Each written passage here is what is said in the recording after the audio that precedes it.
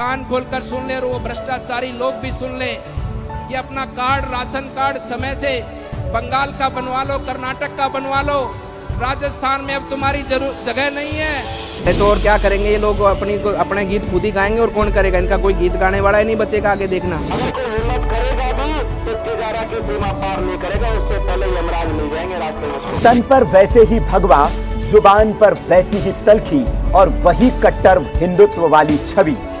UP वाले योगी और इनमें कई समानताएं हैं, इसलिए इन्हें राजस्थान का योगी भी कहा जाता है।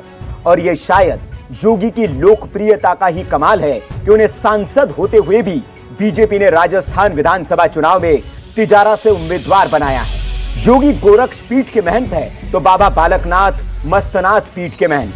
सीएम योगी भी नाथ संप्रदाय से आते हैं और बाबा बालकनाथ भी, इसलिए अपने गुरु भाई के लिए बाबा योगी यूपी से सीधे राजस्थान तक पहुंच गए और ऐसी दहाड़ लगाई कि गहलोत सरकार भी हिल गई। तिजारा विधानसभा क्षेत्र में कांग्रेस जिस व्यक्ति को भेजी है वो अपने बारे में बड़ी बड़ी उपमाएं लगाता है। हमने भी सुना है भाइयों बहनों, तालिबान का उपचार तो बजरंगबली की गदा ही है।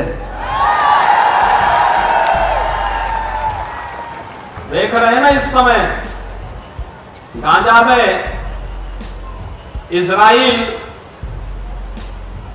तालिबानी मानसिकता को कैसे कुचलने का काम कर रहा है, सटीक एकदम निशाना मार मार करके। दरअसल आगामी राजस्थान विधानसभा चुनाव के लिए भारतीय जनता पार्टी ने राजस्थान में नवगठित जिले तिजारा से सांसद बाबा बालकनाथ को चुनावी मैदान में उतारा है और उनके सामने कांग्रेस ने इमरान खान को टिकट दिया है। तिजारा विधानसभा सीट के राजनीतिक इतिहास की बात करें तो यहां पर किसी एक दल का कभी दबदबा नहीं रहा। 1990 से लेकर अब तक के चुनाव में जनता दल, कांग्रेस और बीजेपी समेत कई दलों को जीत मिल चुकी है। मुस्लिम बहुल इस सीट पर मुकाबला कड़ा ही रहा है। कांग्रेस के टिकट पर इमादुद्दीन अहमद खान ने 3 बार यहां जीत हासिल की है।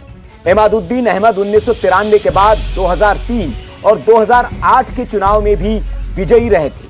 इसी सीट पर 2013 में पहली बार भारतीय जनता पार्टी को जीत मिली थी और ममन सिंह यहां से विधायक चुने गए थे। लेकिन 2018 के चुनाव में कांग्रेस के संदीप यादव ने यहां से फिर जीत हासिल की और भारतीय जनता पार्टी से सीट छीन ली। इसकी वजह भी है, तिजारा विधानसभा में सबसे बड़ी आबादी यादवों की है, उसके बाद एससी और फिर मुस्लिम मतदाताओं की यहां पर पैठ है। मुस्लिम बहुल इस सीट पर मुस्लिम उम्मीदवार ही विजयी होते रहे, इसलिए बीजेपी ने ध्रुवीकरण करने के लिए बाबा बालकनाथ को मैदान में उतारकर सियासी सेंध लगाने का दांव चला है और उन्हीं बाबा को जिताने के लिए अब यूपी के बाबा ने भी कमर कस ली है और खुद चुनावी मैदान में उतर पड़े हैं। भगवा कपड़ों में रहने वाले महंत बालकनाथ को बीजेपी के फायर ब्रांड नेता के तौर पर जाना जाता है। वे हिंदुत्व वाले एजेंडे पर अपने आक्रामक रुख के कारण सुर्खियों में बने रहते हैं। अपनी इसी छवि की वजह से वे आम लोगों के बीच काफी फेमस भी है। साल 2019 के लोकसभा चुनाव में बाबा बालकनाथ ने अलवर से कांग्रेस के दिग्गज नेता भंवर जितेंद्र सिंह को हराया था और वे पहली बार सांसद चुने गए थे। हाल ही में बालकनाथ उस वक्त भी चर्चा में आए थे जब उन्होंने राजस्थान पुलिस के डीएसपी को थाने में घुसकर धमका दिया था।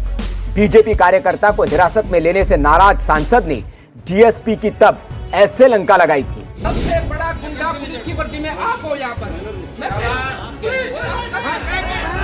जो लोग इस तरह की मानसिकता रखते हैं, ये डीएसपी, इसका नाम क्या है? आनंद राव। ये तो जिंदगी भर मेरा नाम याद रखेगा और ये अफसोस करेगा पूरी जिंदगी भर। बाबा बालकनाथ की आसपास के इलाके में काफी अच्छी पकड़ है और वे लोगों में अपने हिंदुत्व वाले एजेंडे को लेकर भी काफी प्रचलित है और अब बाबा योगी का साथ मिलने की वजह से उनकी ताकत दोगुनी हो गई है।